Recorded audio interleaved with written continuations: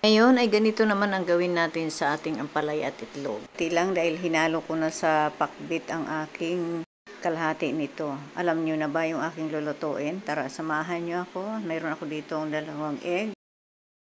At nilagyan ko lang ng paminta, mga spices na mayroon kayo dyan. At batihin natin.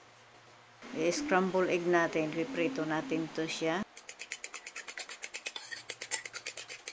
Mainit na yung aking pan, lalagay na ako ng konting mantika.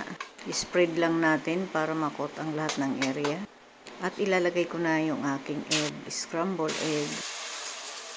Hindi kailangan ng makinis dito dahil atin naman ito hahalu-haluin. Dahil scramble egg nga ito, diba?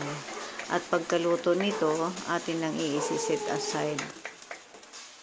Okay na to, i-set aside na natin at tayo naman ay magigisa ng ating bawang. Dito na rin sa ating pan. Bawang at sibuyas na white onion ang gamit ko dito at saka kamatis. Kunti lang yung kamatis ko. Mas marami, kung masarap mas marami. Kaso nga, mas mahal ngayon ang ating kamatis kaya tipid-tipid tayo.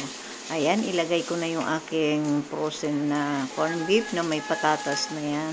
Halu-haluin lang natin hanggang sa mag-reduce ang tubig at ilagay na natin yung ating scramble egg. Ayan, pagka ganito na, okay na to. Mag-assemble na tayo. Set aside muna natin. Gilid lang. Lagay na natin ang ating mga slice ampalaya at lalagyan na natin ng palaman. Hindi lang naman itong aking ginawa. Tamang-tama lang sa amin, pang-almusal. Ayan, tatapusin lang natin ito at maglalagay pa tayo dito. May ini-slice ako na bell pepper. Lalagyan ko pa ng toppings yan bago natin isalang at iluto natin ng mga ilang minuto lang. Inaluto ko na rin pala yung aking sesame seed na akin din ilalagay dito mamaya.